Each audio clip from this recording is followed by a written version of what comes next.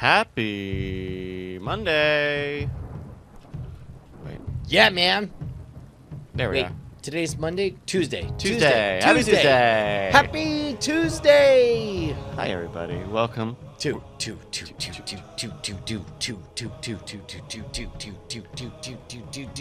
Justin Robert Young. Oh, Justin.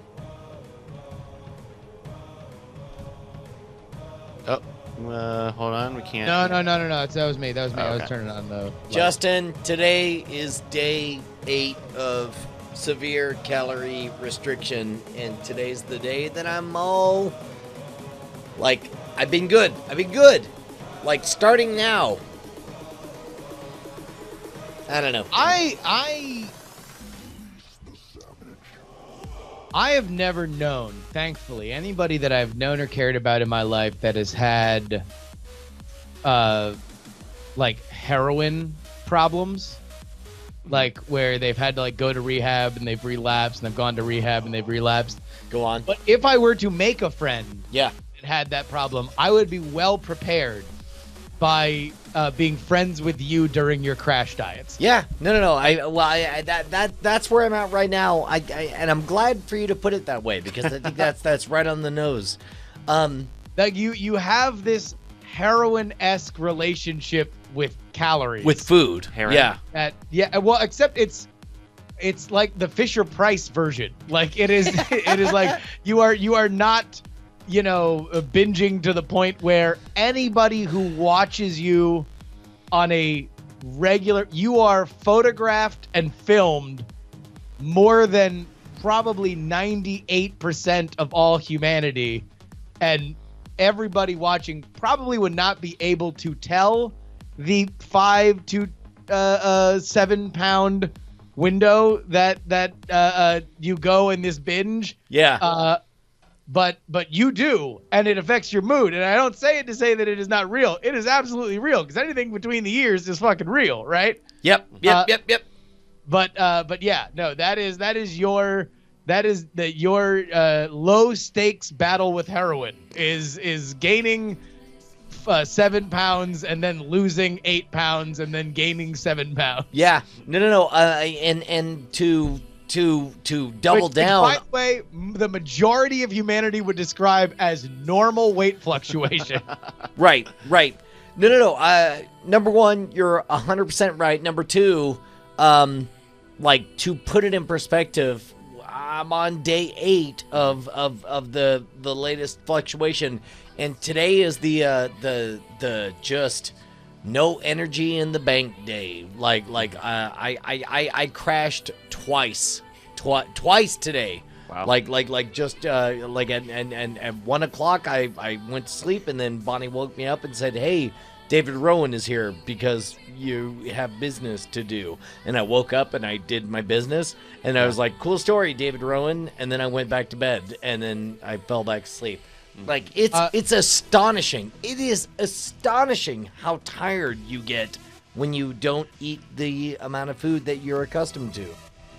No, 100%. And ultimately, on the other end, I will say you are very in tune with your caloric input and what it does. I am not, and I often find myself in moods or fading when I'm like, well, I guess I just angered the gods.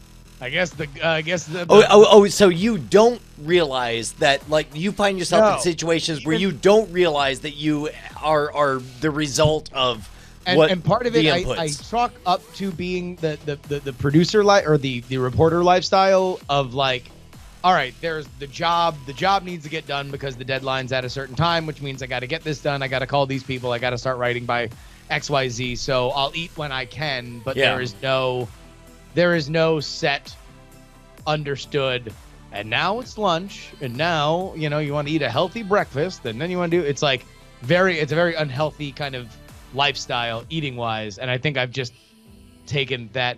Thankfully, I've gotten out of the stay up fucking all hours of the night habit, but I've yet to really cement decent eating habits or cementing them to how I feel.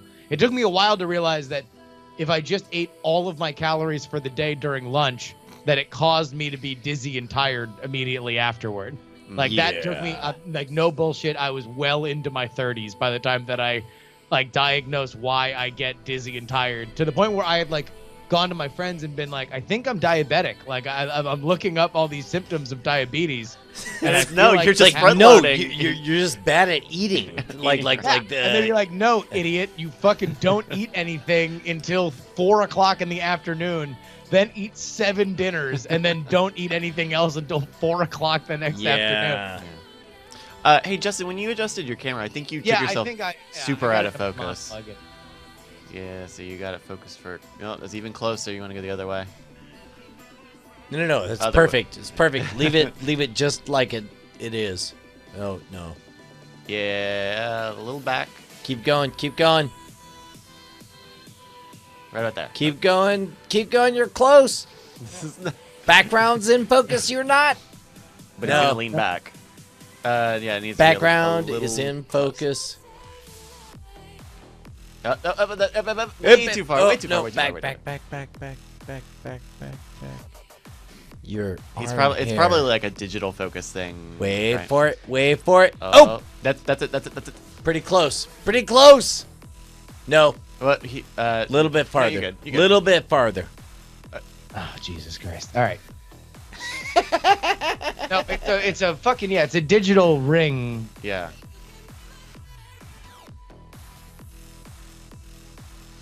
See, I think you did it. It's a good question, Bryce. When are you gonna grow a beard? When I've tried, you've seen, it's not good. It doesn't turn out very good. I mean, you think your beard's patchy? Fuck. Mine is patchy, and it grows in very slow. By the way, look at this. Like this used to be a dot. Now it's just part of the flow. It is not a dot anymore, but I still see, like, the ridge. Clean that shit up. It looks weird. There's no shame in cleaning up the cheeks, baby. Yeah. I don't want to draw a picture of what my jawline's supposed to look like. Dude, look at this. See, he's got the line. Yeah. You look like a fucking topographical map. I mean, you're not wrong, but also, less is more, Brian. Less is more. So we're not gonna have Andrew on today. He is out Hollywooding it up. He's out Hollywooding it up, taking all the meetings. That's right. Doing all the visits. They're finally gonna make that movie out of the Andrew Main Story Hour, and so he's trying to option Journey Quest. yeah. True fact. Can we do Journey Quest without him? It might be non-canonical. That happens. I mean, you know, what's the worst thing, right? We go to sleep and we have a fantasy of what happens, and then it's a non-canonical journey of. Also, wait. By the way, can I also point out that you started us doing an almost unbroken 7 hours of content where we have to carry all of it by saying, "Hey, I've already crashed twice, and I'm not promising that I'm not gonna do it again." I mean, yes, and you'll get some time to take a quick cat nap if you need to between shows. No. We're gonna be just fine. We're gonna be just fine. I already crashed twice. I mean, how many more times can one crash? Yeah. He said forebodingly.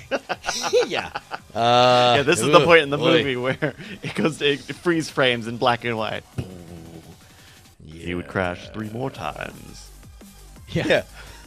All of a sudden, what's his name? Opie Cunningham. Ron Howard. I'm not going to crash again. He would. In fact, 3 more times before the show was over. Just still shots of you head down. Timestamps. A little bit. Ugh. All right. No, I got it. Listen, man, we got it. We got it together. We got it. Everyone's got it.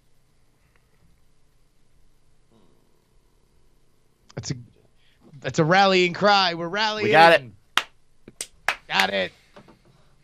Got it. Oh yay. Oye. Fucking making our way to the throne room. All right. Well, I think I'm good to go. I've got our stories all lined up. I'm going to be Andrew Main. Good. What? Then you can kick it all off and claim to be he who you want to subtweet. Yeah, you want to subtweet Stephen King real quick just to get in this headspace. Yeah. Also, do you want to brag about being your #1 best-selling book? 2 or 3 times. Right next to Elon Musk's book. That was out for a while. All right. You guys want to do this? Let's do this. Welcome to Weird Things. I'm not Andrew Main. I'm Bryce Castillo here. As always, here in the host seat of Weird Things. Hello. Super smooth. That was good. Of course, joined with Brian Brushwood. Hello, beautiful people. I'm just hanging out with Andrew Main, as I always do. That's right. And Justin Robert Young.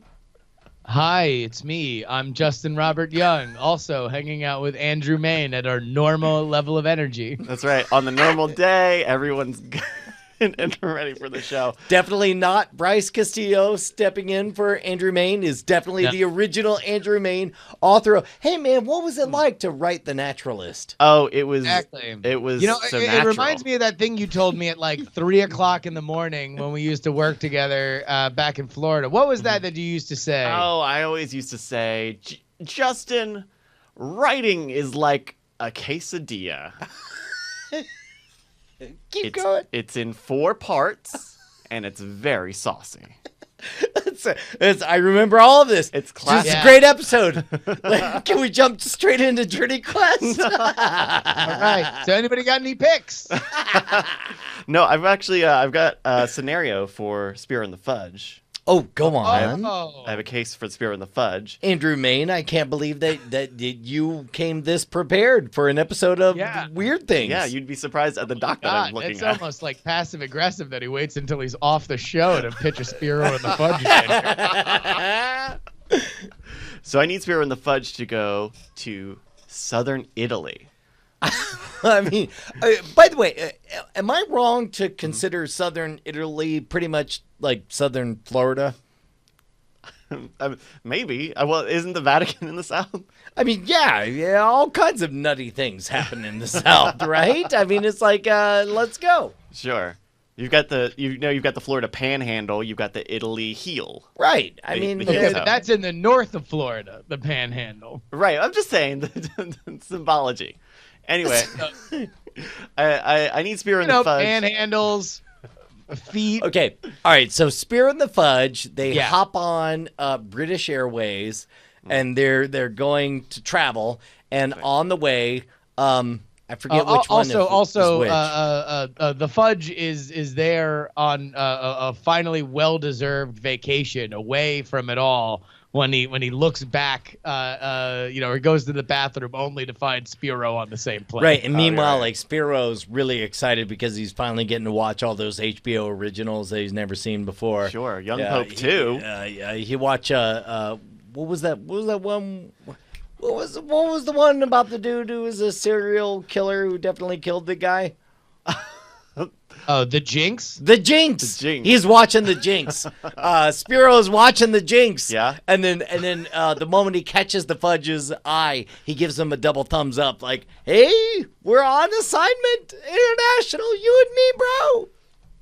The Fudge immediately starts logging on to the plane's Wi-Fi to email whatever authoritative board that they are working for to ask if his vacation is now indeed an assignment. And he finds out that, yes, at the 11th hour, there has been a case in Italy, and he's been dispatched with Spiro. Spiro takes off his earbuds and walks over and be like, taps Fudge on the shoulder and be like, hey, man, we're on an assignment. We're international. Yo!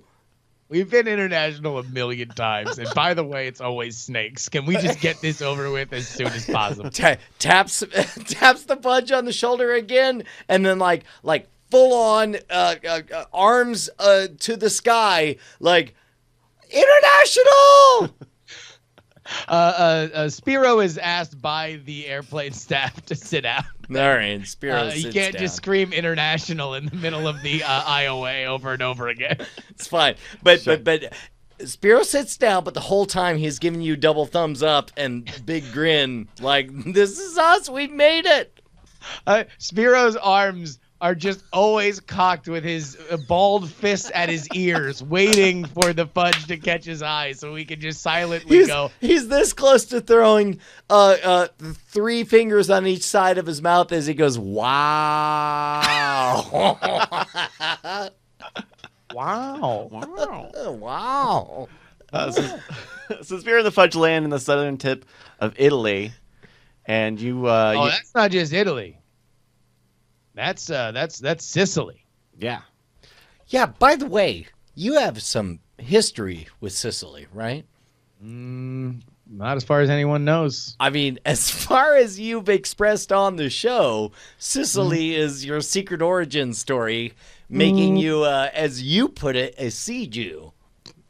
That's something that you can confirm. I would prefer to be able to keep making jokes about other races that people think I am. It's fine. Yeah, you're still ambiguous and on races, but also maybe a sea Jew. But I will say my mother took a trip to Sicily and met up. It turns out we have a lot of family there. Could have family elsewhere. I can still make the jokes. But yeah, no, there is family of mine in Palermo, Sicily. Okay. Well, Spiro and the Fudge step off the plane, and they're met at the airport by the director of the Palma de Montechiaro Convent here in Sicily.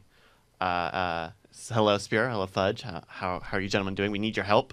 We're here for you. We're on duty. What's up? It's snakes. Where's the bar? We're waiting for the next flight out.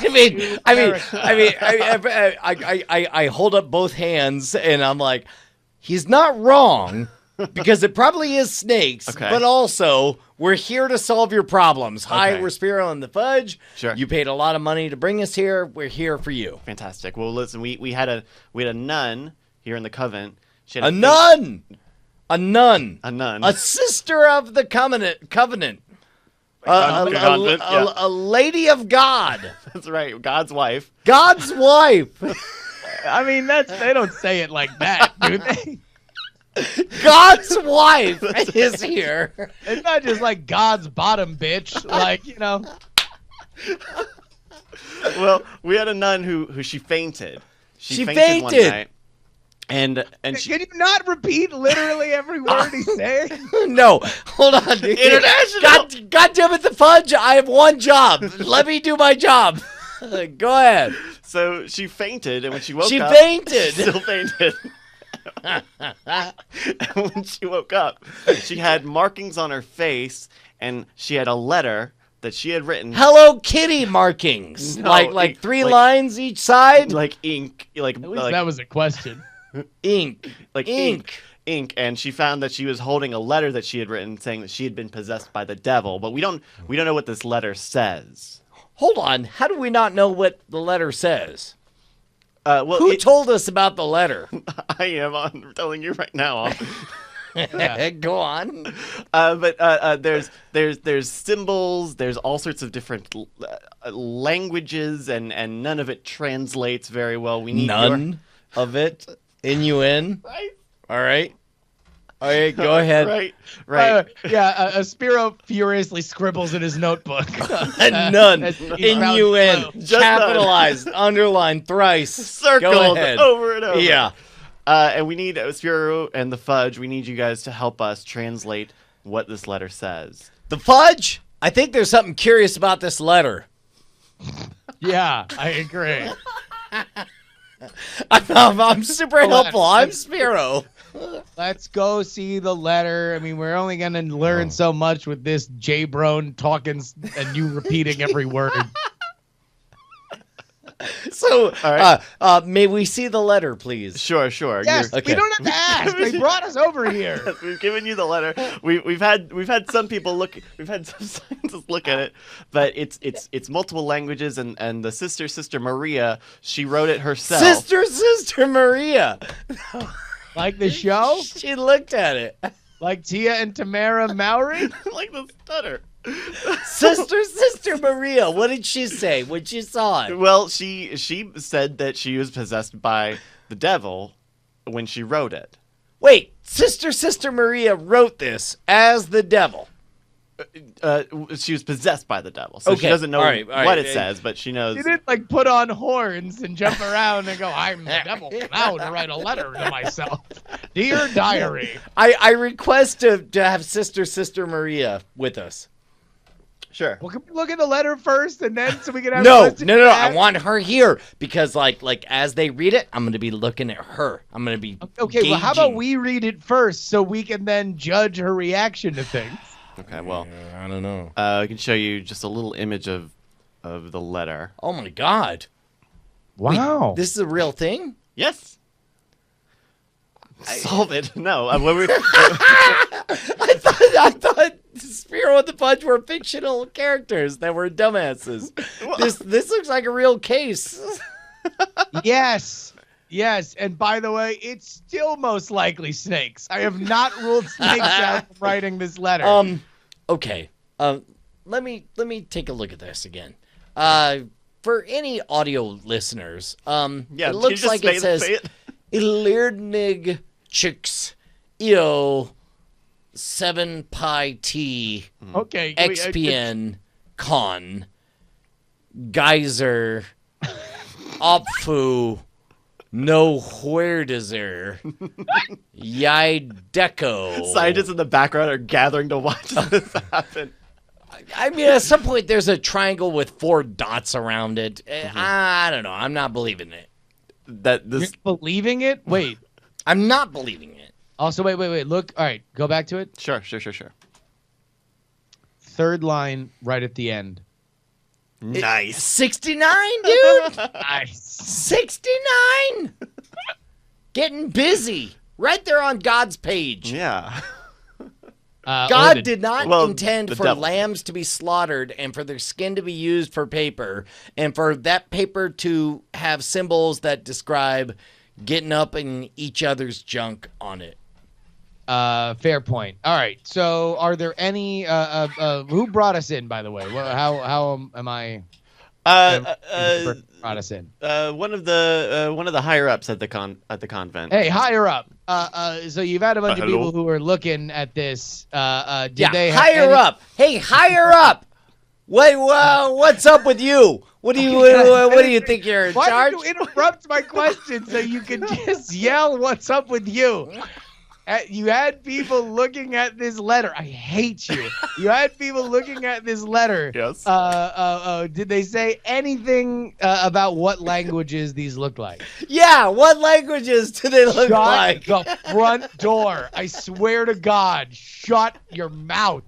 I mean, just higher. You're so higher up. Why can't you answer that? Well, we Probably no.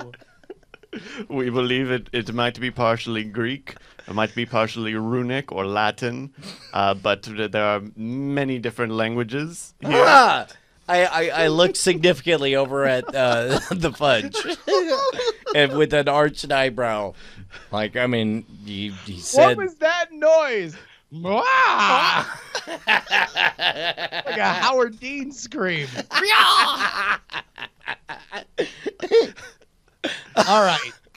So ancient Latin or runic or Greek. A mix of those. You figure you two gentlemen are very technologically savvy. We Maybe sure there are. is Something. All right, hold on. Wait a minute. Put that back. Get that back there for us. Hold on. Sure. All right, Here you look. go.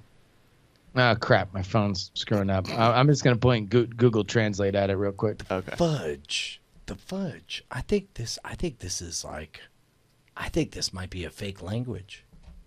I don't think this is a real language. You don't think this is a real language? No, because the triangle with the dots around it, it's like there's no language like that. Well, maybe cuneiform or. All right, first of all, we're not talking to you. Oh, I'm sorry. We're not talking to you. Higher up. The fudge. I gotta tell you, man. Like I've heard about fake languages.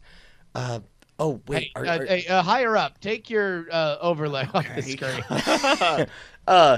The fudge. It looks like you're grabbing your phone and just having Google auto translate what this is. Is that what you're doing? Yeah. No. What else do you think I'm doing? I don't know. All right, one more time. Hold on. One more time. Here we go. I just want to see if it's Greek. It's all Greek to me, they say. Ha ha. Oh, that's a funny joke we like to say sometimes. All right, too. both of you, shut up. I don't understand. Why are you guys covering? Just, it's like you're trying to keep time alive while, oh, geez. Yeah. Well, I'm glad we're pointing it out, though. The fudge, the fudge. Oh, what does your computer say? Didn't know nothing. It ain't Greek. I'm glad. Not Greek. I'm glad we invested the time to get to this moment. The fudge. I'm glad that Listen. you finally found a time to not kill time. Listen. The fudge. I think this is a fake thing. I don't think this is a real thing at all. I think that it's fake language meant to deceive people. A fake language meant to deceive people is your Yeah, idea. no, He said, that's he reiterated for Justin. That's what I just said. Whether or not Justin just reconnected to the Skype chat. All right. So we need experts. We need some runic and Latin experts.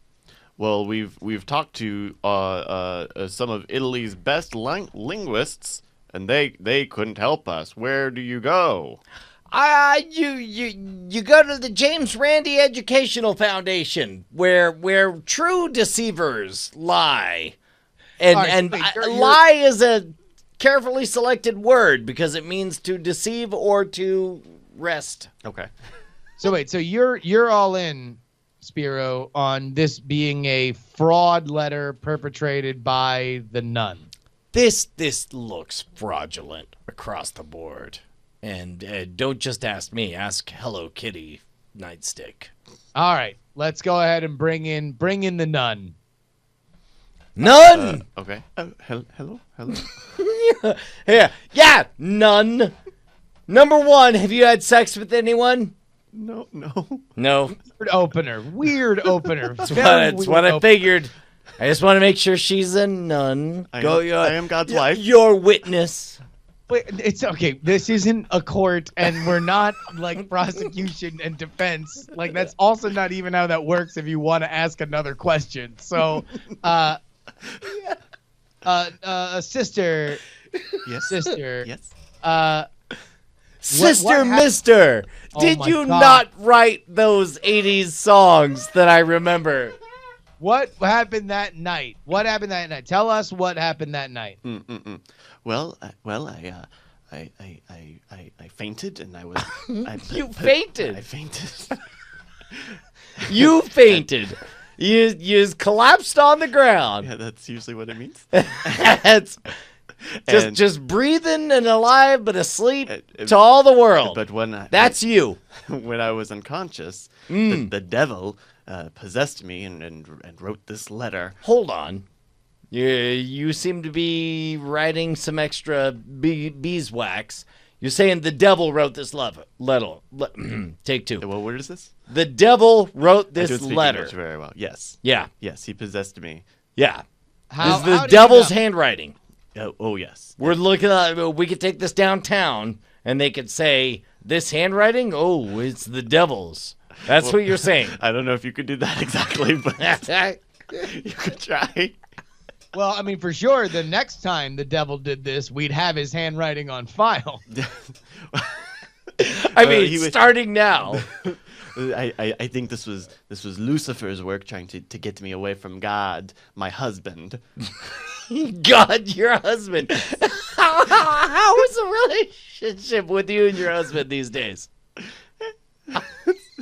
It's fine. Quiet. It's quiet. It's All right, quiet. so what Okay. did it feel like when the snake was on your face, and then you wrote that letter because you were freaked out by it? I don't know. I'm sorry, my English is not. What the snake? Yeah. So never mind. We'll come back to it. When did this happen? Oh, this was in August. This was in August. August. Yep. Just to state the fact. Okay. And what time of night was this? This would have been well past sunset. You know, we didn't- Well past sunset. Has this happened to any of the other sisters in your convent? No, this we have not really seen this in the time since that has happened. And has this you- ever happened to you before? Oh no. Do you know Runic, Latin, or Greek? Oh well, I do do my nunly work and Your nunly work. Can you read what is on that page? well, no, this is gibberish. This is I mean, it's Satan's word, but look me in the eye. Look me in the eye. Look okay. your eyes, my eyes. okay. Come on, you wrote this. What did you write? Oh, I If didn't. you were gonna guess, you were gonna guess, I didn't. Just guess. Just guess. Just guess. It's Lucifer. just He's trying guess- to steal me away guess from my husband, who is God. Guess what God's enemy wrote? Said new parchment. Who does? New parchment. Who dis?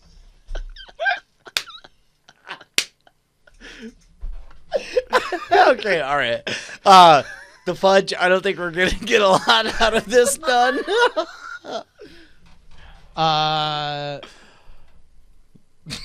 New parchment. Who dis? You know, Spiro, sometimes you get the nun possessed by Satan, and sometimes the nun possessed by Satan gets you. Feel like this one's unsolvable. Time to get back on the next flight. All right, I salute the Fudge as he leaves, but meanwhile, Spiro is more committed to solving the crime. He walks around up and down the convent saying, "Hey, what do you know about that lady?" And every time he says that lady, he sort of cocks his head to the side. Sister Maria? Yeah. What do you know about her? Come on. She was possessed. She was possessed. She was possessed. That seems like not good. Seems like if you're possessed, you would not be trustworthy. Well, it's not. You don't like. It's not really. There's a consent element to it. Consent I don't, to I- being we- possessed. We don't think that. Is this? Hold on. I've got. I've got. Yeah. TMZ on the line. You want to talk about consent to being possessed? She Knowing probably that the didn't. whole world is Most listening. people Go don't. on. So you're having saying a it's feeling your that fault. Spiro It's your is fault when trying you're to- possessed. Oh my god. Having a general spider sense that Spiro was off trying to entrap a random person who works in the church, the Fudge made a U-turn and decided to come back, finding exactly what he had suspected to be transpired. So the higher up also notices this and meets Spiro at the Fudge, or meets the Fudge at Spiro. Says, gentlemen, we've found someone who we think we can help. This is Director Abate. Director Abate. Oh, fuck me. Director Abate. See, you're just directing all the time, is it? Can we listen to what he has to say? Fine. yes. Director Oh, Abate. my God. Just God. direct. Just God in direct heaven. it up. Here, Just let him talk. gentlemen, hello. I am Danielle Abate. I am from the Ludum Science Center here in Sicily. Yeah. Just directing it up. Power through, ma'am. Just like literally get it all out. Don't let him interrupt you. Well, this letter is quite old. We've been aware of it for quite some time now, but I think we've got a lead, and I think we have a break in the case on what this letter What's says. that? Again, just keep going. Do not put periods in this sentence. We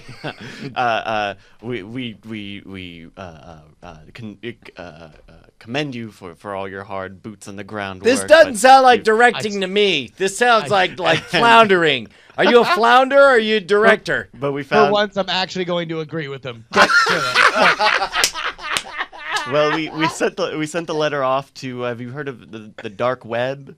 The dark web. The dark web. The dark web. The dark web. Yes. No, we are Dark both web. intimately familiar with the dark web. Yeah. They apparently they have intelligence operatives and services Yes. who are able to help us decipher this letter. Also, vitamin supplements, Sure. erectile You dysfunction. putting periods in your sentence. Please keep going. Well, At the end, we can ask all the questions, but let's get all the information out. well, we've analyzed the letter, and we believe that it was in fact Sister Maria who wrote it, Sister Maria, and and that our original was- guest and that from the beginning. instead of that she may have been schizophrenic. Schizophrenic. She wrote, quote, God thinks he can free mortals. The system works for no one. The text also describes God, Jesus, and the Holy Spirit as dead weight. I pause. I hold up one finger. I turn to the Fudge, and I'm like, the Fudge. I think it was a single sister who was schizophrenic, who maybe didn't really know,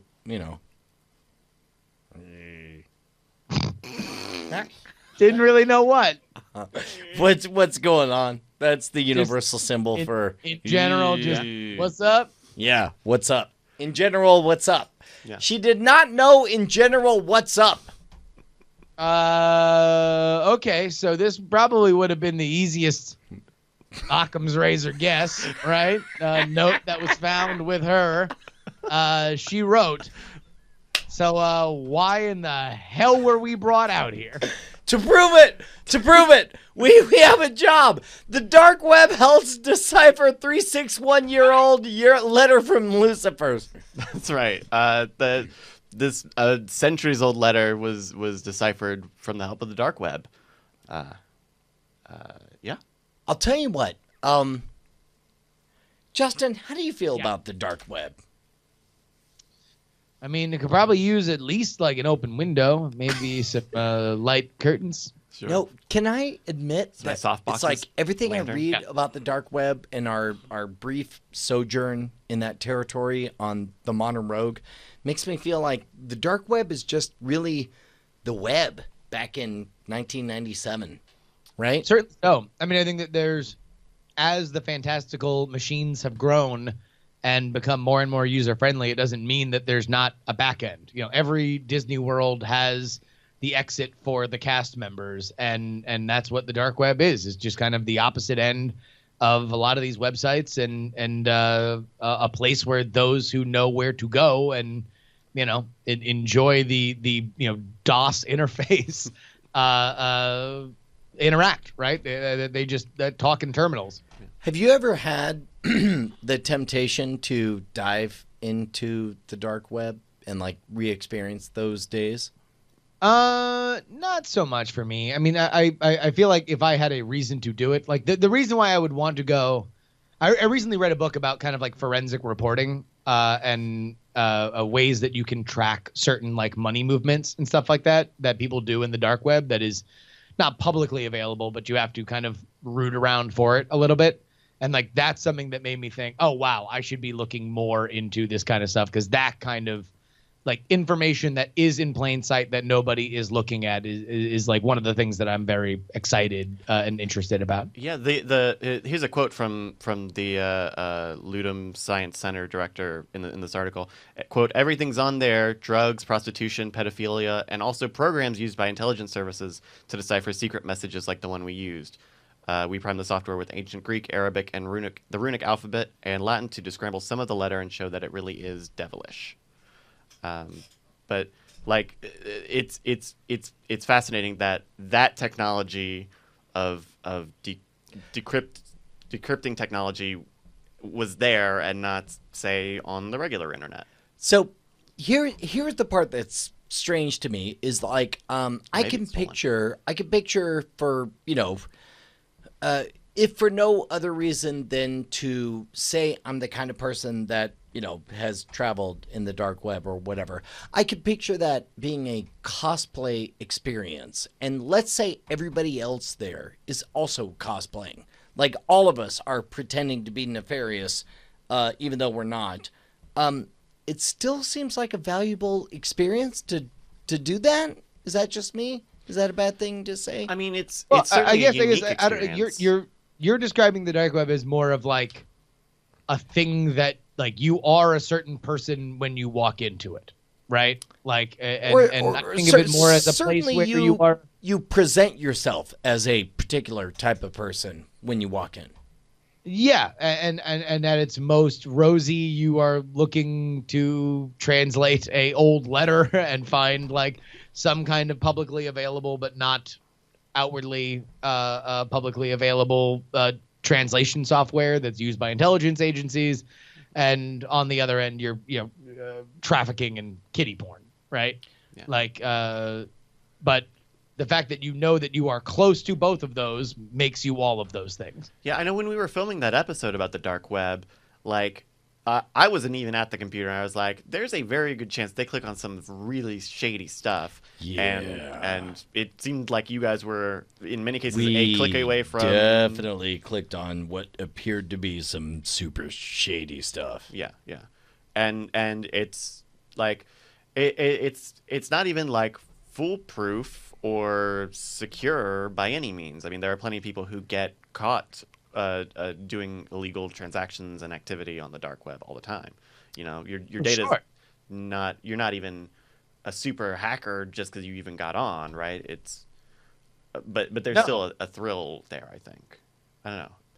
It's a unique experience. Is it? I guess like, yeah, I would think of it more as a particularly shady repository of activity, and not necessarily like this place where it's like, oh, but if you go to dark web town, Like, that's where all the kids are riding motorcycles and leather jackets. And, you know, I heard a vampire lives there. Like, it just is a place where, you know, it's kind of like people who use like those like super crazy, like, you know, Tor and Onion routers and everything, where it's like, on one hand, yeah, you know what? People shouldn't have a back door into what you do. And then on the other hand, it's like, but for real, man, what are you up to? Like, what do you need that many levels of protection? Not to say you don't need it, not to say that you shouldn't have it, not to say that it shouldn't exist, but just so you know, like, you know, like, what just. I'll tell you what, man. There was a time in my early 20s that like I was super dialed in to that scene. By that scene, I mean like literally anything illegal. Like when the Quake source code leaked, like that was those were the IRC boards that I was hanging out in to find out what's what. Part of me misses that. I mean, it's been a good, 15, 20 years since then. Yeah. I don't know. But I think part of the allure of the dark web is that it's kind of dangerous. But I think if you're going on there to sightsee, I think there's only so much you can do unless you're actually trying to do something, you know, shady. Unless you're actually trying to buy Adderall or cocaine or something. Like, hold on, I'm taking notes. You can get Adderall. Go on. I'm just saying, it's like it's either a zoo and you're kind of just doing it for the thrill, or you're actually like spending time on the dark web and doing the things that the dark web can facilitate. I don't think there's going to be very many people who use it and try to make it any sort of daily driver connection network for people, you know? Yeah, I don't know. Part of me wants to go back to that. Maybe I'm just nostalgic for, you know, I don't know, being under 30.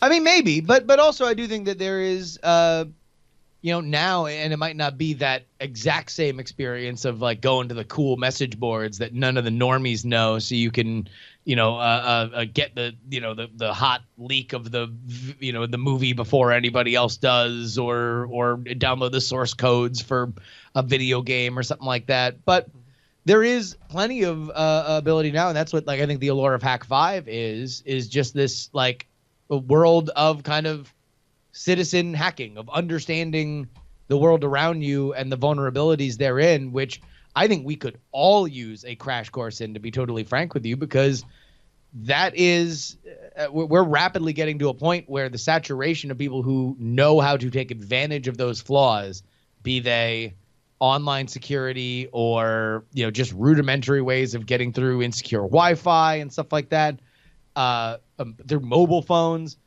Either you're going to know how to do it and it's going to be like locking your door, or you're not, and you're going to be leaving your door open 24/7. And more people that are out there doing it, the worse it's going to be for you. And I don't want this to be a doom and gloom situation, but listen, the more you do online, and if you're listening to a podcast, the chances are that you're doing quite a bit online, the more that, and with phones and with mobile internet, the more that you are going to be at risk for stuff, and you should just know more. It's not that it's a scaremongery thing, just you should know more. And that's something that I do think you can apply that dangerous, like, ooh, I don't know. It's like you should be fishing to figure out exactly how unsecure, you know, Wi-Fi is, or how easy it is to pick up, you know, messages, or even like fun little things like tracking where planes are and stuff like that with some of the like technology. There's a lot of stuff that you can do, and I think that's kind of the appeal of what Darren's doing at Hack 5. Yeah. Oh, and even understanding the limitations of this new technology, right? The dark web is not anonymous. You don't want to just go in willy-nilly. You want to understand, oh, hey, this data is still going through these various nodes, and there are different vulnerabilities, and these are where you should be aware of. You know, because there's a good chance it becomes a big thing, and you can know it or you don't. You know. Fair enough. Yeah. I'll tell you a place that is rewarding and will bring you back to, and I mean physically, to your pre-30 days, and that is patreon.com patreon.com/weird things. If you're under 30, it'll keep you under 30 forever. Oh, Yeah. nice. Head on over to patreon.com/weird things. I'm glad that you brought this up because I feel like a lot of people think that this is just like some nonsense shenanigans that we're pulling, but it's like it's a true fact. Patreon.com/weird things. We worked with the FDA. We worked with Weird Things. We worked with We worked with ourselves. yes, we worked with Patreon, and we decided that if we're gonna do Patreon, Patreon came to us and said, "Hey, will you pretty please just offer your site on our site?" And we said under one restriction that everybody who goes to Patreon.com/weird things live forever.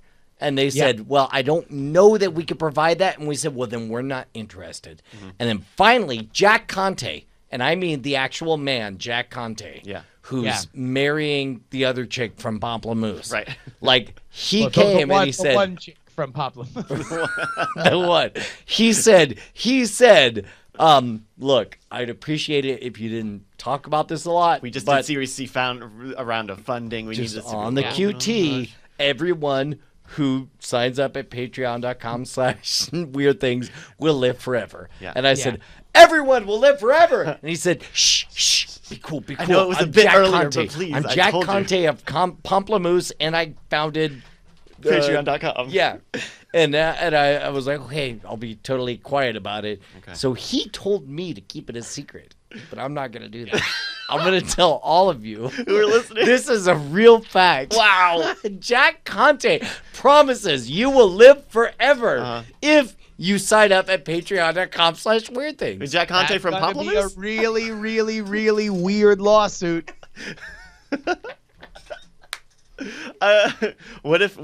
He swore. He held a pinky up into the air. He and pinky swore? we pinky promised Wow. on him. Yeah, no, it was a big moment. Well, And you then could- actually, like, there was this weird moment, Brian, because we were both there by ourselves with Jack Conte. I do remember And a that. Pamplemousse? There was this weird Pamplemousse, but also he's marrying the other chick from Pamplemousse. So, wow. but there was this weird moment during the conversation when Natalie all of a Dawn, sudden, that's her name.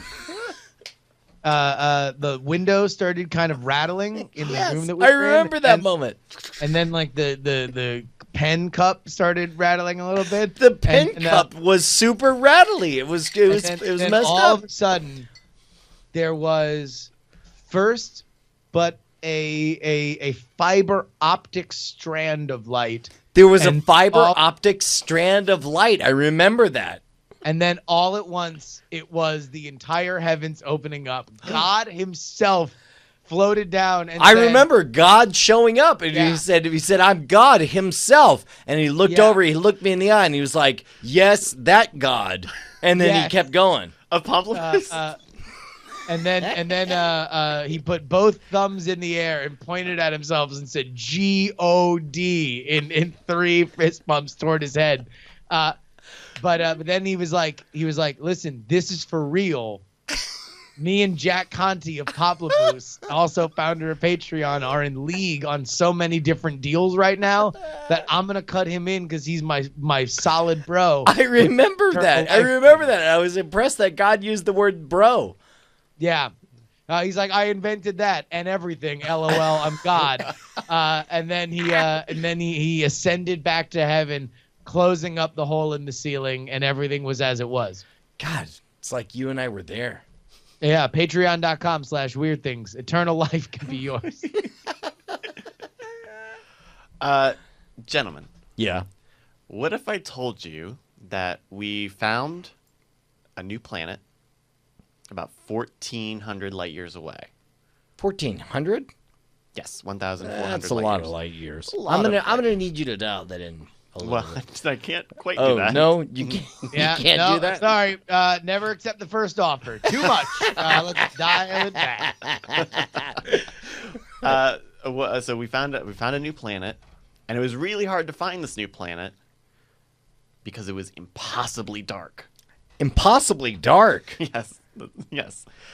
Do you know the measurement of light reflectivity? Darkness. The measurement of darkness is Mhm. how. I believe in a thing called love. It's close. It's the albedo. It's Albedo? The albedo. They've found a planet called WASP 12 Beta. Wasp? Oh, all right, jeez. Let's not get weird Yeah, about hold it. on. I thought you said it was a dark planet.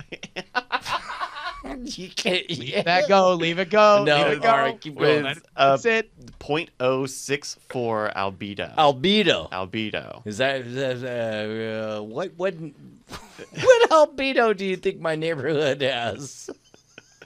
Well, my guess would be in the, I don't know, 20%. 20%. Okay, go on. No, they found a pitch black planet that reflects almost zero sunlight, 1,400 light years away from Earth. Okay. How so, far? Wait, how far away is it from the sun? Is it closer to another sun, or I would assume, right? Yeah, it's very close to its own sun. Its rotation is about 1 Earth day.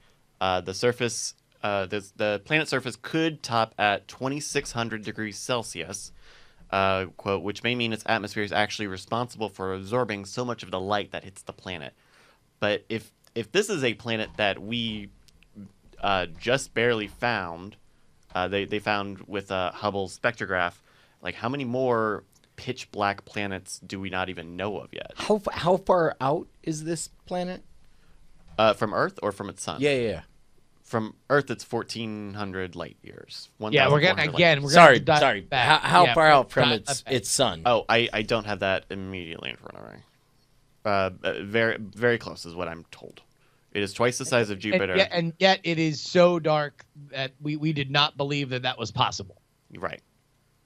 Let me see if I can find that number for you. But I mean, so Brian, I mean, is there just an idea that we are only kind of looking for that we were probably overlooking some planets because of just how we define what they would physically look like? I mean, I'll tell you what. Like, the more I think about it, the more I think that one of the stories of Weird Things is not so much the search for intelligent life, but I'm fascinated by the idea of intelligent life that is locked in. You know, like there are intelligent human beings who are locked in to bodies that do not respond to the commands given by their brain cells, right? Like they're trapped. They're fully conscious and they're just trapped in these bodies that won't move. I think about blue whales. I think about dolphins and so on. And it's like lacking fingers, tendrils, with and trapped beneath the liquid surface of the earth. Like, they're never gonna make rockets. Like there's no way a sub beneath the sea species is ever gonna make anything. I don't know. It makes me wonder. Maybe how bubbles. It makes me wonder how many fully conscious alien species exist that we will not ever encounter, not because we can't reach them or they can't reach us, but we literally can't observe them. Yeah, exactly. Like literally, they're trapped in a So like state we of would, being. we would have to go and be on their planet and be like, oh look, there's a fishing hole. Let's cut a hole in the ice and be like, oh my God, there's an entire intelligent race of dolphin people.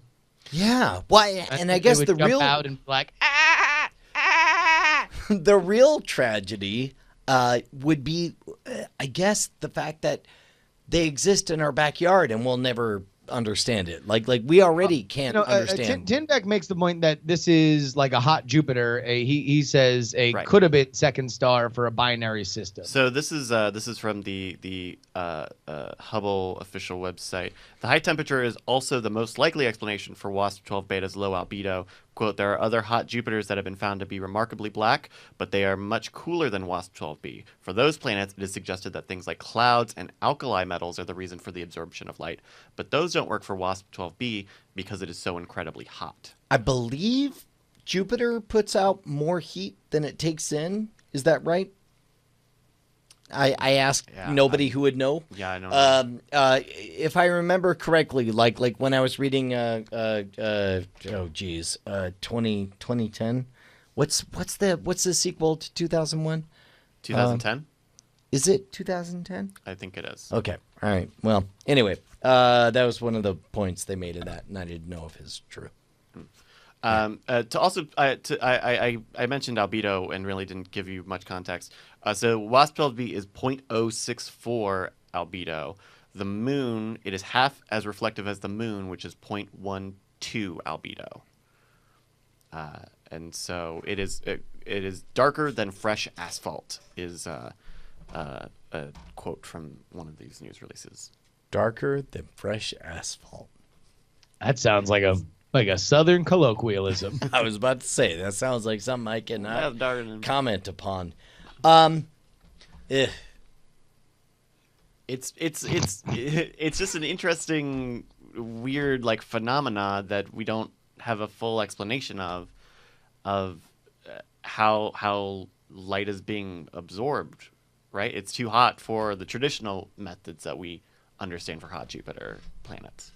Yeah. Well, it's also a fascinating look at like understanding our world, right? And applying that kind of stuff, because what you're looking at is this gigantic structure that has a tremendous amount of heat that so much so is affecting light on the level that we didn't think it was possible, right? Mm-hmm. And that's super cool. I mean, there's a million different things that you can think like, okay, but now put that on the list of things that really hot things can do is eat up light.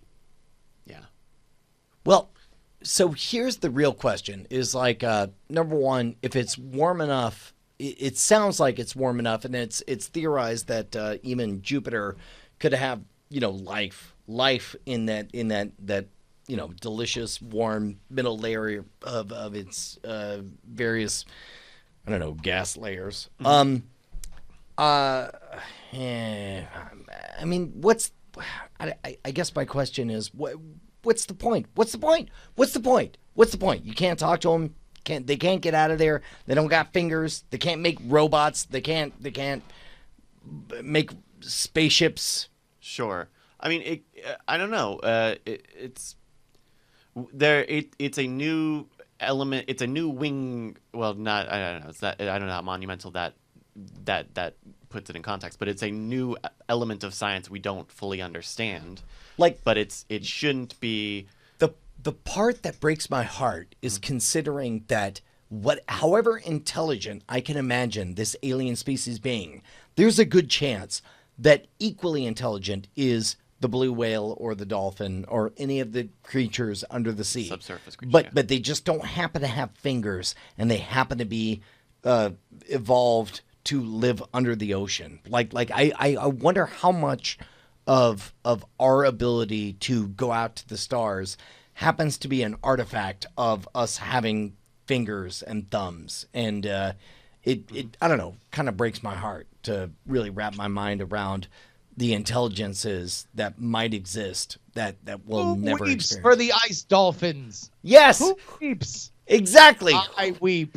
I agree. I cry every night for the ice dolphins. They'll never Of go Titan. to space. By the way, yeah, please never tell Penny that. Like that, she'll immediately spiral into a depression she'll never recover from if she knows that there are super intelligent ice dolphins that will never see their interstellar cousins. I mean, yes, and she'll probably create an anime special that'll be sold in Netflix in 20 I was minutes. just gonna say this is a very Jaden Smith conversation we're having right now. Can you believe dolphins won't go to space? Send tweet. Do we got any other stories? Yeah, or? we do have one more story. Gentlemen, do you know about a parasite called Toxoplasma gondii? Wait a minute. Toxoplasma, this is not the parasite that lives in kittens, right? The cat poop? It is. Cat lady? It is. That's right. Toxoplasmosis or something? That's right. This is the crazy cat lady thing? Crazy cat lady, yeah. Right. It's a parasite that lives in the brain, and can be found in all warm-blooded animals. They believe that 30 to 50% of the global population has been exposed to it. A new study that came out, about a week ago, hints that They can fly. that Toxoplasma gondii may alter and amplify neurological disorders. This is an infectious vector that can basically enable neurological diseases like epilepsy, Alzheimer's, Parkinson's, and cancer. Quite So possibly. basically, this disease pretty much softens, like it goes into the brand new apartment and makes it ready to move in for Alzheimer's. Well, it's more like the opposite, where it might enable pre-existing susceptibilities. If you are genetically predisposed to epilepsy, Alzheimer's, Parkinson's, neurological types of cancers, this So this very is common previous- parasite. So previously, this made the news because the idea was this was found to be neurologically effective, and that it kind of played into this idea that, hey, the woman with 50 cats in your neighborhood, she's not just crazy because she has 50 cats. It's because the 50 cats have this Made her toxin that crazy. is getting into her brain, and that's why she's more of a lunatic, is because she is being affected by this. And so this study now is building on that and saying, hey, look, it might even also just bring out, it's not just creating some new pattern in the brain, it's bringing out things that are latent there. Right, and the findings are very early. There's not a full definitive link, but they are the hypothesis exists that this really common parasite is leading to very heavy not genetic, neurological diseases, and that's a worrying a statement. That's a very worrying potential. I mean, so I think it's time for us to say, get rid of your cats. If you have a cat, you're a bad person. No more Can we cats. say cat people are the worst type of people, right? I mean, it's science. I mean, it is science. See, this guy gets it. Justin, what do you say? Will you tell everyone who has a cat to kill themselves? Oh, I thought we were just getting rid of the cats. Nope, because the cat will do it before you can. It's science. Yeah, I don't know. It's tough for me to be too involved because I hate cats. Well, and it's not just cats Like, though. we don't have to be planetary explorers to talk about the dark planet, right? Like we can talk about these things, as an object away from us. Cats are pretty terrible, though. Like, you ever look them in the eye? Like, they think you're working for them. I'm not cool with it.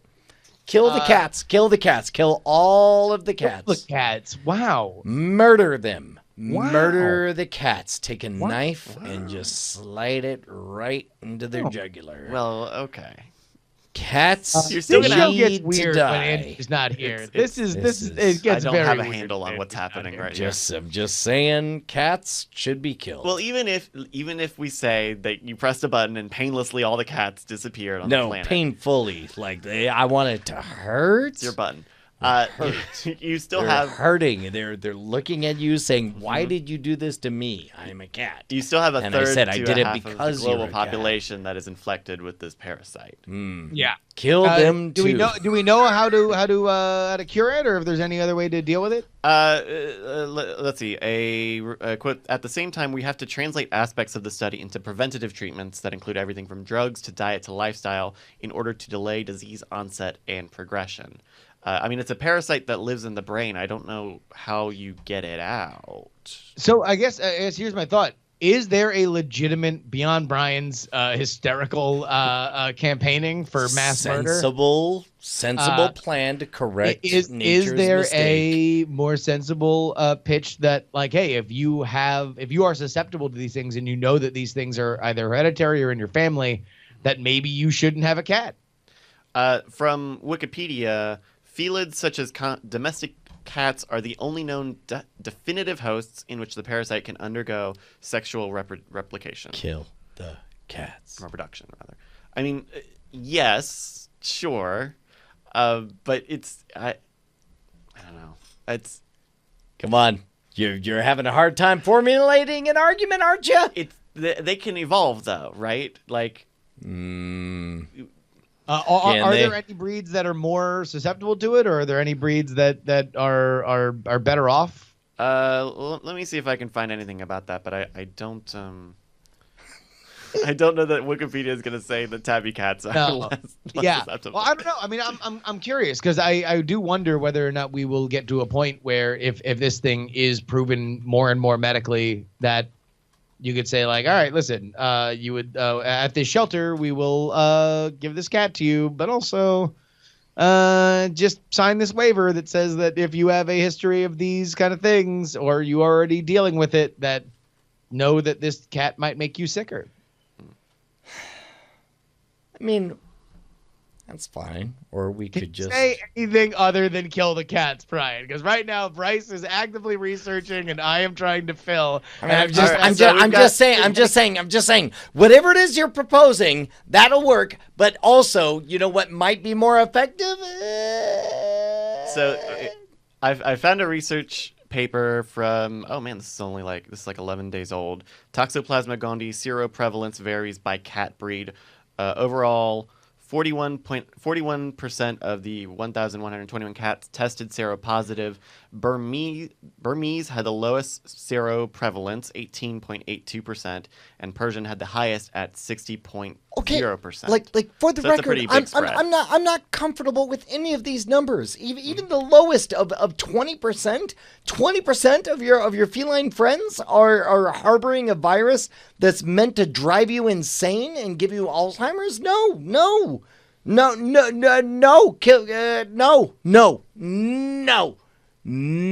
Okay, so Brian's voting no. No.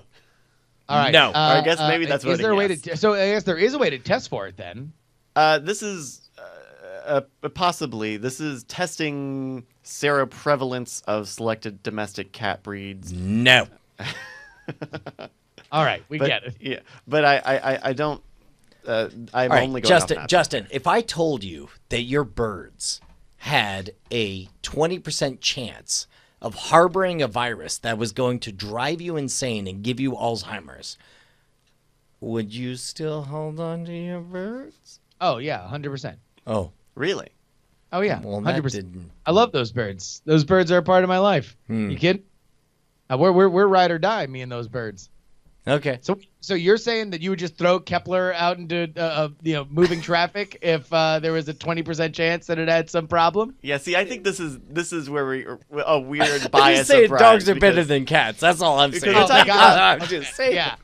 See, So wait a minute. So Kepler had 20% chance to injure you or to hurt you and your family. You're just taught, just take a gun into the back and you do it. So she understands. I mean, She I understands what the didn't say responsibility that. is. That's not. Those aren't the words I spoke. Now, if it was Come on. sneakers, I think we do know what you would do. But Yes, now sneakers. Yeah.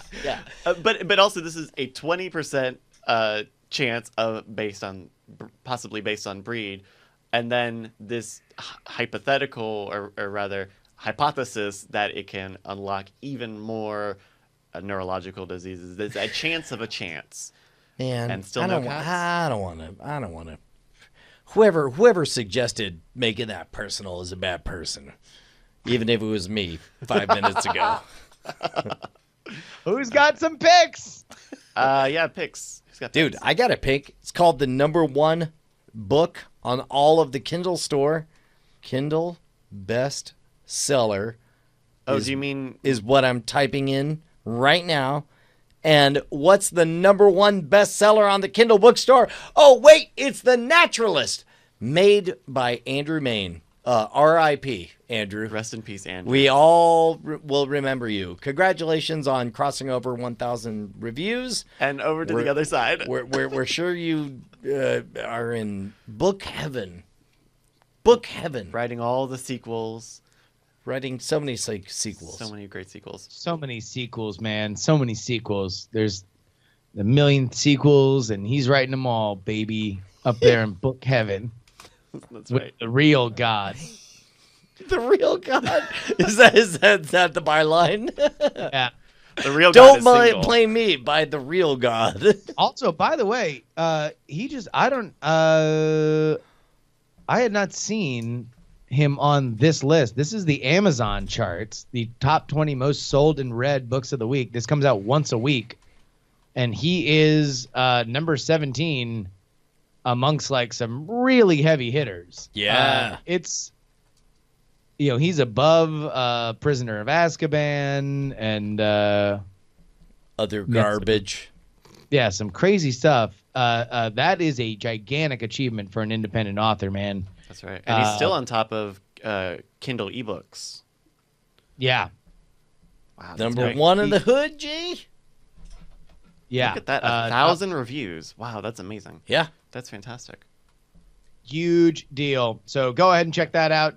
Andrew Mann, The Naturalist. I am going to pick another book that is not selling as well as Andrew Mann's The Naturalist, and that is Hillary Clinton's What Happened. I've been reading that for the your book club. Politics book club. How does it read, Justin Robert Young? I it's called Enemies List, and it should just be a listicle. And 10 I people love you this won't kind of believe stuff. Hillary hates. Number 7 will shock you. Just shock you. No, there's it reads a lot like what a Hillary Clinton speech would read like if she were still running for president. It is defensive, I think, to be sure. I don't think that's controversial to say. There's a lot of arguments that people who love Hillary will certainly find a lot of credibility in. There is plenty there that people who don't like Hillary will say, look, this is why she's who she is and she has the reputation that she has. I don't want to get too far into the weeds on it because it is political and we don't want to delve too far into it here. But it is very interesting that you wrote this book now. It's funny. John McCain, criticizing Hillary Clinton for writing this book, said, hey, look, I lost against one of the most historic candidates of all time. And I don't know if you noticed, but my campaign was chaotic enough that there was a movie made about it. And I didn't write a book. And there was no shortage of opportunities for me to write a book, even if it would have been a sympathetic view to me to, in his case, it would have been be like, hey, what do you know? I gambled on Sarah Palin and lost. But yeah, interesting. It's one of those things that I think that I don't blame her for doing it because in my opinion, when you put yourself through the hell of running for president, you should cash in however you want. But it's very interesting the decision that goes into making it. Very cool. Man, can I double pick the number one, of course, Andrew Sure. Main, but also yesterday you mentioned something that I dove into whole yes. hog. It is so good. Oh, really? How far? American Vandal is on Netflix right now, and it is extraordinary. It's amazing. Imagine making a murderer, but for a high schooler, but and for a a very high schooler who drew penises on cars. Then that's Right. So that. I thought that was a viral, joke clip, but this is a full mockumentary. it's an 8 8-episode episodes series. long, and it's amazing. It's really It's fantastic. so good. And so how far in have you gotten? 3 episodes. 3 episodes. So you're still kind of in the jokey phase of it, I feel like. Okay. All right. It probably about halfway in, it really gets into the mystery of what's happening. amazing. There's one really extended. It uses new media and social media very heavily to inform the different clue finding of the mission or of the investigation. And I think we talked about this on Cord Killers a little bit, but they're piecing together a party minute by minute from everybody's Instagrams and Snapchats and all the different angles, and it's really fantastic. And it I mean, and double plus, kudos to Philip DeFranco for appearing as himself in that. Oh, Jesus. Oh, no. Sorry. Philip DeFranco. Sorry. No. Just looks and sounds and appears. The to main be kid? him. The- Yeah. that guy is a YouTuber though. Yeah, I believe it. Jimmy Tatro, but It's Philip DeFranco. okay. Is that a brainchild of some comedian or internet personality or anything like? No, it's from Dan Peralt and Tony Yacenda, both of which I can look them up on IMDb right now, but they don't even have Wikipedia pages. That's how not they directed something called Shark Pool in 2011, the Screen Junkies show, kind of unknown voices getting almost like the Duffer Brothers. It feels like kind of like with Well, Stranger yeah. Things. I mean, yeah, they done some stuff. Yeah, that's interesting though. I mean, that it wasn't like, oh, this YouTuber got a deal with Netflix and this was the cool thing they did, or you Now, know. it's partially produced by Funny or Die, so I think that helps a Oh, lot of gotcha, it. gotcha. But yeah, man, and the kids, all of the kids are So good. fantastic. In it. All of them are so good. I- It's amazing. There's a bit in a couple of episodes coming up that is the funniest I've ever laughed. There's reason to believe the people on the documentary crew could be in on the crime, and so they task each other with investigating each other. Oh, And that's it's the amazing.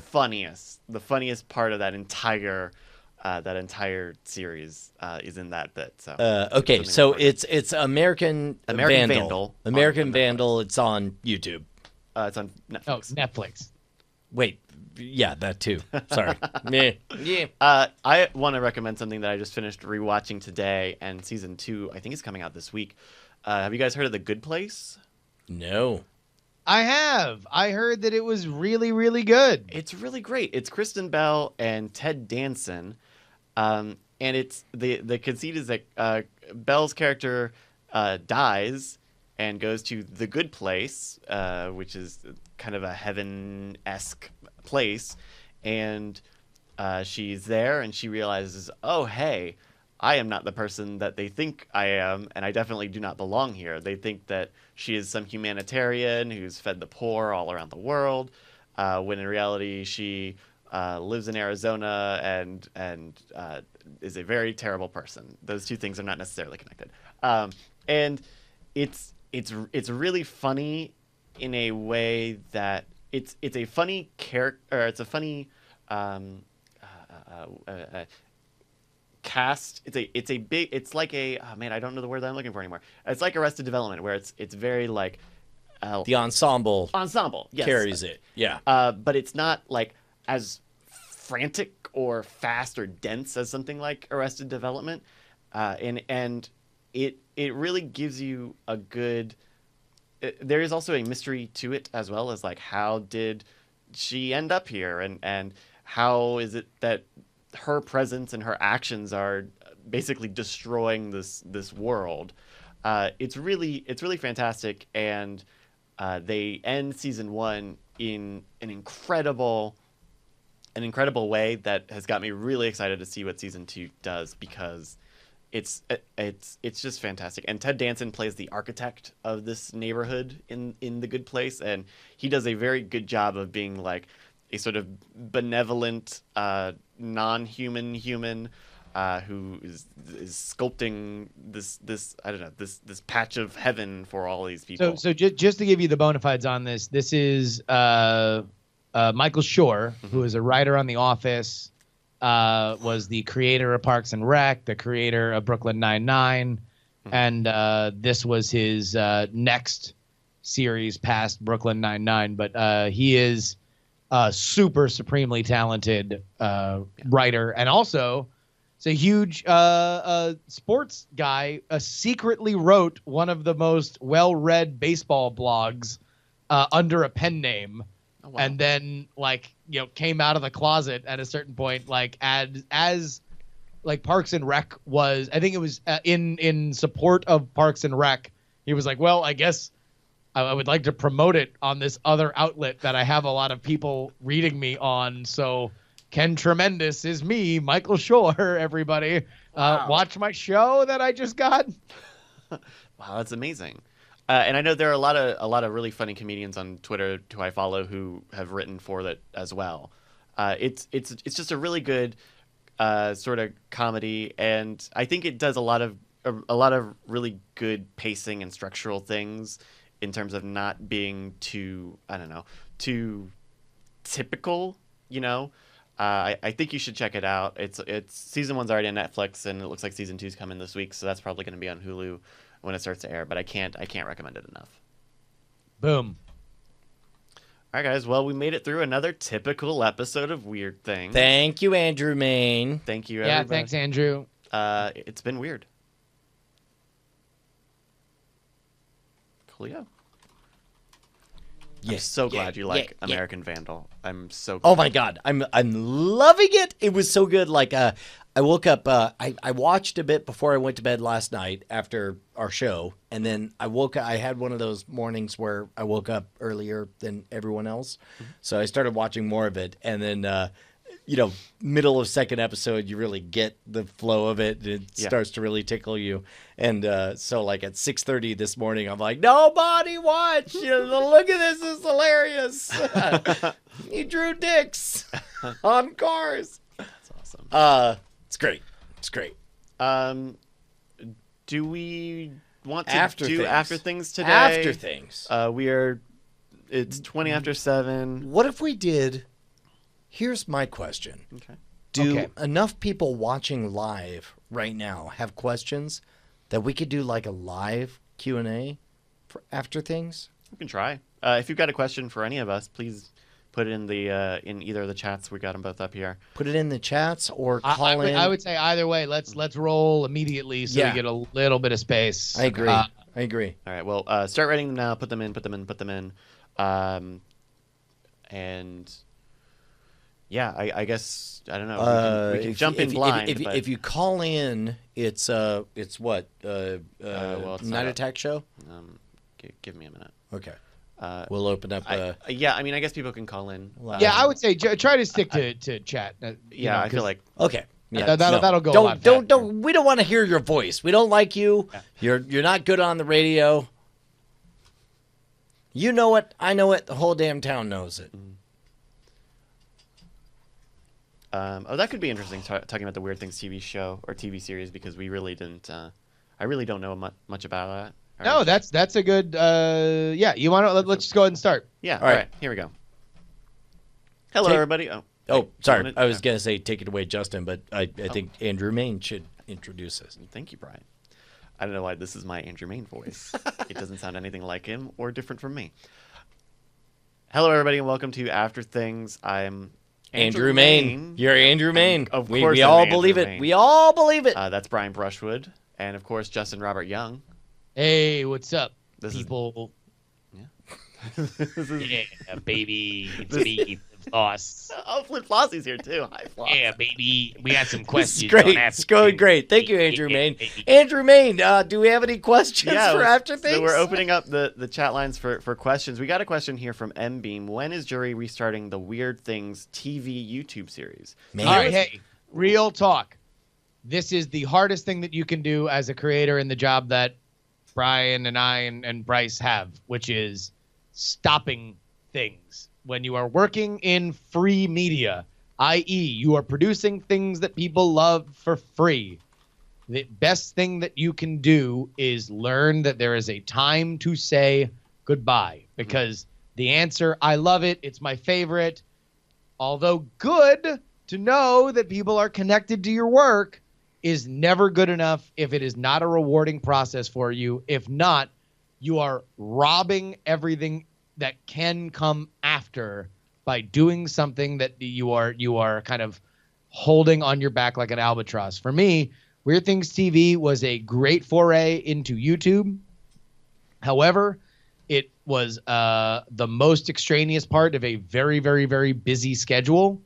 And that was that. What I kind of found myself in the process of was that I don't have, as of now, really the capacity to edit together my own YouTube stuff. I could probably write YouTube stuff. I could probably star in YouTube stuff, but I don't have the capacity to edit it. And for the stuff that I like to do or want to do, for me to do it at the level that I do podcasts and live streams, where I have more natural advantages, both in my skill set and in my equipment advantage, I couldn't do it. There's a reason why all the stuff that I've done for YouTube has been basically just stuff I've edited together on iMovie that's super jokey, and like the crappiness of it is its own thing. But Brian, you can probably speak on this as well, that sometimes you just gotta kill stuff. No, that's the unfortunate conclusion that I'm drawn to. There's Because you always say yes. I always say yes, and I'm starting to realize what a terrible, terrible decision I'm making by saying yes all the time. Because as I don't know, something or other I read said, oh, you know what it was? I was listening to the Minimum podcast by David Rowan, and he was talking about, there was a guy who appeared on some other thing saying that the word no is associated with peace and tranquility, having a rhythm and flow and having your act together. And the word yes is almost always associated with stress and freaking out and deadlines and trying to make stuff happen in a time that it's not meant to happen. Well, because no comes from a place of security. Yeah, Right. and I guess I mean, it took me a while to get here, but 20 years in, I think I'm a fan of saying no to stuff. I mean, you know, there are exceptions. Like I'm thrilled that the three of us are gonna go to Scoop Fest and do that thing, but I'm also very, very aware that it's gonna make us no money. That at best it's going to introduce us to a new set of people who hopefully will join our Diamond Club community. But absent of that, I mean, we're just doing it because they It would be asked, fun. and I'm like, Yeah. yes, and it will be fun, and it will be exciting, and it will be all these things, but also, like, financially speaking, we should have said no. I should have said no. That's on me. Sure. And Or you know, we should be better at monetizing situations like that. I Sure. mean, that's the other element of it, is that I think for us with, this kind of goes in a different direction, but like for us with Weird Things, it's this side project that keeps being profitable and keeps bringing us accolades and success, and yet it's like either of us necessarily want to take the reins and be like, nope, now it's this money-making venture, because with that money-making venture will mean financial obligations and deadlines and stuff like that. And you can see it. I'm sure there's a lot of people listening right now that are frustrated by the output that we do when it comes to the albums or merchandise or other stuff like that. Like, but that's just what that is. And so, like, what I would say for you, Brian, the tougher question that you have already started to make is, your living was made packing a suitcase and going out to whatever college you could for whatever price they would pay you, with the hope being that they would also know two other people that booked colleges and that they would book you at other places. And like, that's something that you've had to turn off. And it has been a slow, like, you basically got the lights out notice on that like 3 years ago, and you're still kind of holding your little flashlight under the covers where it's like, yeah, but maybe that one high school walk-in. I'm doing them a Yeah. favor. I've done this one for a decade. Yeah. I gotta do X, Y, or Z. I mean, I gotta. Well, I mean, one would think that, but That's what I've heard. I think this year is the year that I finally admitted to myself, like, I'm no longer a touring magician who happens to do a YouTube series. I'm a YouTube guy who happens to occasionally do, you know, on the road stuff. And that's tough. That's way tough. That is way tough to swallow. Yeah. Mainly because like when you're on the road and you feel like you know, this road warrior, you feel like this I don't know, I don't know. You're ready for battle at all times. You know, you're equipped and you're constantly ready for a fight. All that goes away. That's I don't know. That's a tough thing I'm wrestling with. So get back to me in 6 months. I have a thing where I am reticent to start regular projects partially because I'm a perfectionist, but also partially because I'm not going to say I have a history, but I will tend to start small things and end them unceremoniously. There have been many times where I've tried to do gaming Let's Play stuff on my YouTube channel, and then just one day I just go, I'm just gonna make it. Tony B. I'm just Gasty. I'm just gonna like make all this stuff disappear. I was doing That Sounds Not Cool for about 6 months, almost a year actually, where I was doing playlist curation, and I was doing that out of to solve a problem for me, which was, I don't know how to use these streaming services, but I'm going to find music and I'm going to share that. And then what happened is that I did the thing everybody does, which is have those things recommend music to me. And suddenly my hands aren't in it anymore. It is way easier. So I've essentially solved my problem. Right. And the best thing I can do is just stop it and not need to give it a send off or any last thing. I guess, but here's my point. Don't worry about the stopping. Worry about the starting. Right. Stopping is fine. I did a thing. I stopped doing it, and now that's what that was. Just worry about it when it's affecting you starting something else. Like, don't look at it as a failure. And I would say this to anybody, and I saw W. Scottus 1 ask, we can kind of transfer into this question. How do you break into stuff? Specifically at the beginning, just look at the gains, look at the starts, look at the new things. Do not look at the failures and the things that happened and the things that pass by. Like, learn the lesson you can, but don't let the lesson be, I'm bad at this and I should stop. Yeah. Like, that's the one lesson you can never learn. And like, I would also say though, like, when you are doing something to solve a personal problem, when you solve that problem, you should feel totally okay stopping that. Yeah. I was doing a podcast for a while before I moved out here, with a buddy of mine and my best friend, and at some point one of the guys left, and we kept doing it because it was like, okay, well, this is a good excuse to hang out with my friend once a week, but it was a different thing when someone left, and and this was right around the time when I was starting to move here. So I was like, well, I now am in a limited amount of time to spend with this person, so we're just going to stop doing this and we're just going to hang out more, because I can solve this problem in a different way. And I still got all the experience out of doing it. I still got to spend that amount of time doing X, Y, and Z, but it was way better to say, no, I need to allocate my time to different things rather than try to solve this one thing the old way I was doing it. I'll tell you what, man. It's really interesting how different everything looks once you have parties that you're responsible for. Like, I think back 7-8 years ago, like everything we're talking about makes sense. Like, try the thing, do the thing, kill it when it's dead, and so on. But it's different now that I'm in a position where I pay for other people's livelihoods. You know, reaching the moment where I guess it's what, five people now. Five people now. I you know, I'm responsible for making their living. And I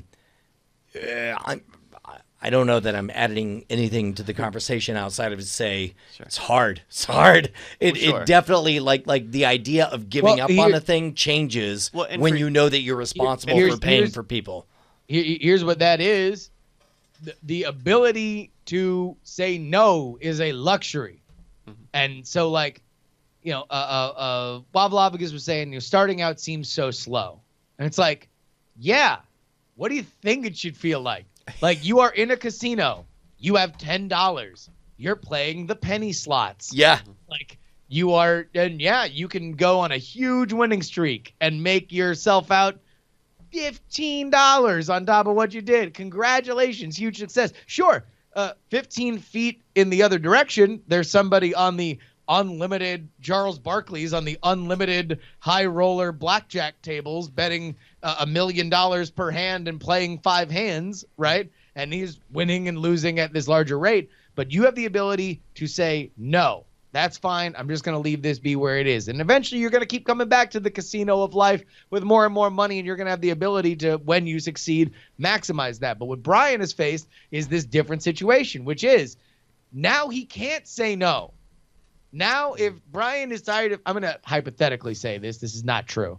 If Brian was tired of doing Scam School, he can't say no, or if he says no, he has to be very specific about what he does and when he does it, and he is betting not only himself, but also the livelihood of other people on the idea that there could be a transference of energy into something else that could keep this mechanism afloat. Brian can't wake up today and be like, tired of teaching this stuff. I would rather spend this time on this other thing. That's no longer an option. Yep. Say no when you can, because, and again, not to say that Scam School's an albatross or anything, but I think there's a lot of other people who have YouTube channels who have success with other larger things that do feel like, you want to know what, the passion for this died out a while ago. And now I'm just I got good enough at doing the dance that I'm just going to do that dance every week. Yeah. So anyway, think real carefully what you say yes to. And by the way, and again, to be absolutely clear, I'm nothing but thrilled. As a matter of fact, I tweeted out recently that I had been waiting for this to happen on the Scam School channel, but it turns out that it's still a distance off. But Scam School plus Modern Rogue equals 250 million views recently. Huge, So man. That's gigantic. That's very, massive. very, very, very happy about that. However, yes, it's very much a long-term marriage. It is something I'm going to do for a long time. Yeah, and again, there's that's just another level of it, of what you do and how you do it and how you manage it, and but saying no is a luxury. And again, this is in the free media kind of thing. But don't be afraid to say no. Right. And so yeah, Weird Things TV is never coming back, and I don't give a shit how much you like it. Well, and just understand the cost of saying yes, right? I have had many friends ask me, "Hey, I am doing a thing. Can you help me with this thing?" And I usually feel bad about it on some level, but I say no early enough so I don't feel too bad. But I say no. I really can't. I can't. Can I share a trick that I've leaned on recently? I get a lot of people. I'm better about email these days because I'm spending more time in a regular schedule at home. But I'm still getting a constant deluge of emails. And one of the ways to tell whether or not somebody's serious or not is to say, hey, you've reached me in the middle of this 3-week stretch where I'm going to be traveling a lot. I'm going to be doing X, Y, and Z a lot. Will you ping me in 10 days and try again? Maybe we can work something out. Which on the one hand, that's a stock answer to blow somebody off, but also it is a astonishingly effective tool to figure out whether or not somebody's serious, whether or not they're the kind of person that you want to commit to having your name and your brand associated with, is because if they hit you up in 10 days, they're like, it's been long enough, it's been 10 days, hi, I'm back, then that's kind of code. There's nothing more clarifying than, and keep in mind, this comes from a terrible person at email, but there's nothing more clarifying than seeing your inbox 3 weeks old. Does that make sense? In that you haven't touched something in that fully half of the stuff makes no difference and never deserved your attention to begin with, and it's only clear 3 weeks out that oh, good thing I didn't bother to give my actual eyes to this 3 weeks ago. I mean, I think for you, definitely, but I also think that you are in an outlier where lots of random flyby opportunities are thrown your way. Yeah. And you have a much higher need to filter that stuff, where I think some of the people listening might be a little more... probably not the best advice for everyone. Everyone ignore what I just said. And I'll just say, when I've had friends who have asked me to do X, Y, or Z, I if I know I'm not going to do it, I need to tell them no, because they are good friends of mine, and I really can't string them around and say, oh, maybe, especially because they're people I know. Yeah. But it's like the best thing I can do is just say, it's not going to be able to happen, rather than, letting it fall through the crack. But I also recognize that sometimes if it's someone you don't know, or if it's something maybe shady or you're unsure about, having that buffer can be a good tool to use. Yeah. Absolutely. Do we get any other questions? I think we got picks, if not. Yeah, let's just go to picks. I think that was a good bit. Hey man, I'm reading a book. It's Hacking Growth. I forget who it's by, but it's on Audible. Go to it's by the people who hack growth, and they tell you how to growth hacks. Sean Ellis and Morgan Brown, I Sean believe. Ellis and Morgan Brown. Yes, that's the exact book. Yep. It's way good. I'm enjoying it quite a bit. Hacking Growth. It's about It's about the reliable methods by which a small startup can involve their technological team with their marketing team, and by working together, like literally in the same place, in the same room, like talking about like our goal is to reach blank. It basically breaks down the barriers between the technological side and the marketing side. And I think, to be honest, it reminds us a lot of, the stuff we were doing when we were doing the weekly codes and new releases, because there were people who were involved in the technological side that were able to directly have input on, well, I do think that'll work. I don't think this will work. What if we tried this? That kind of stuff. It's fantastic stuff. Really enjoyed it. very cool. That's Hacking Growth. Justin, have you got a pick? Yeah, another political book. I got it. I haven't listened to it yet, so I don't know if it's good. But it's Unbelievable by Katie Tur, Tur.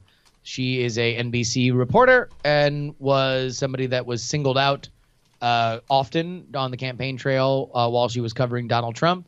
I have not read it myself, but there were a couple passages in the book that talked about the idea of access journalism and how weird it is that even while she was being insulted by the president, number one, she was becoming more famous. And number two, there was this weird idea that if she was tied to this candidate that everybody feels like, if they're covering a candidate, you're kind of rooting for them to win, because it means that now all these sources that you have are more valuable. And you have now done it. It also incentivizes you keeping better relationships with these people.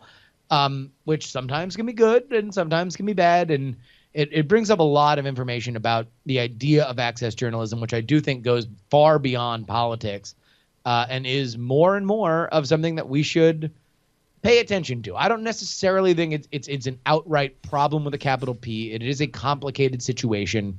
And long story short, you see this in sports, in business, a lot of it in business, a lot of it in Silicon Valley, where they made jokes about it on the show Silicon Valley, that we like to think of these blogs out here in the Bay Area as being these swashbuckling, hold them to task kind of things, when really it's like, no, if Apple comes to them and says, hey, keep quiet, we're going to tell you what's going on, as long as you don't publish your story before this, or also, now that we're cool with you, let's leak this information about this competing company, or let's do this, that, and the other. Some of it is it's a complicated part of journalism that exists in many, many, many, many facets, and we don't talk about all that often. And to be honest, it's part of also why I think the idea of journalism is so much more rich and interesting and complicated than the we are the truth Christ warriors that very often kind of gets simplified as, which was what frustrated me the most about Nobody Speak, is that it just turns into this thing that always happens with stories about journalists and the press, is that it's like, and the powerful are silencing and lo, they march on, bringing us, the truth bit by bit. And it's like, not yes, and I'm not saying that it's not many of my friends are journalists. My dream on earth was to be a journalist. It was the profession that I had very, very briefly. But it's more complicated than that. And they know it's more complicated than that. And it always rings false to me. So I was excited to see that little passage of this book, and I hope that I wind up getting more of it. Cool. I have a pick. I don't know if I've shared this before. I love this lecture. It's called The Secret of Psalm 46. And it is a lecture that was given in 2002 at GDC. And it's from Brian Moriarty, and it is this very nested tale about Easter eggs and awesomeness, awe-inspiring pieces of Surprise, media. like jaw-dropping experience. Yeah. Right. It's about, I think it's about a half hour, or this recording is about an hour, but I think there's also about a half hour one, and it does a really interesting. It lays out a lot of very interesting scenarios of large bodies of work that have been universally acclaimed and have been poured over, and all of these different. You look at the works of Bach, and he's done all sorts of musical tricks and hidden things to do. Oh, if you take this melody and if you turn it upside down, it's this part of the melody, and it all works together in rounds. And similarly with Shakespeare, it goes. It spends a significant amount of time outwardly entertaining the idea that what is the conspiracy against the Shakespeare authorship problem? Like, what are the concerns being brought about, and what are the possibilities of this being some actual conspiracy, or is it just the very obvious thing that he wrote them? It's really cool. I like the fact that I've thought about it again means I'm going to go listen to it on the car ride home. So it's the actual recommendation is this particular talk from GDC, the Game Developers Conference. Yeah. You can look up the Secret of Psalm 46. I think there are two different versions. One of them, they recreated it for a video game that came out a couple years ago, as its own sort of Easter egg. But it's very interesting because it's not really an Easter egg. It's more of like an achievement, and it all ties in very well to this game. But there's just something. It's just, I don't know. It makes the synapses fire and makes you really question, what purpose do Easter eggs and extra little complications that we add into things? What is our purpose? What's the benefit? Like, what's the end game? What's Right. the overall purpose of it? And in many cases, there you find some of it, but from this lecture. But it really does make you question some really cool. Some really neat things, and it's not just stuff that you can use in game design. It is also any sort of media creation of what does it mean to make this thing on its own, and what is it worth to you to add in extra hidden things? Yeah. Is there value in that? Is that any less valuable than the original? Does that take away from the actual what you would consider meat of the content? It's really great. Please go listen to it because it's it's a really great talk. Cool. Yeah. Sweet. Yeah. Well, gentlemen, I think that's it. Another very normal episode of After Things. Thank you very much, Andrew Main. Thank you, Congratulations Brian and on another week at number one Thank on you. the Kindle a top surprise bestseller. return to number one. Amazing. That's right. I deserve it. It's been You After. do. All right. Hey, good shows, guys. Good job, team. Let me check in with the kids, and then Yeah, we'll probably take about 15 or 20 minutes. 15 minutes or so. Yeah. We're gonna take the stream offline, so stick around. Is there a plan for Act 2? Yes. Okay, great. All right. Yes. So if you're watching, we'll be back in a bit See ya. for Night Attack pre-show. Also, hype. Oh, Justin left, so he can't get hype. We have a new pre-show bit. Oh, Wait, pre-show bit. It's not a new bit, but it'll be fun. We have All a right, fun thing right for on. pre-show. Dude, I'm in. All the way in. All the way in. Good show. Good show. Good show. See you guys. Yeah, to the sound, bump up the pressure, get down, ready for your under the gun, them surround, steady them down, so again, leave it now. Them I run the town, them I turn it around, bring it in the bass drop, hit the ground, mash it up in the place and go down. Boom to the rapture and to the sound, top line people, please turn around, ready for your under the gun, them surround, steady them down, so again, leave it now. Them I run the town, them I turn it around, bring it in the bass drop, hit the ground, mash it up in the place and go down.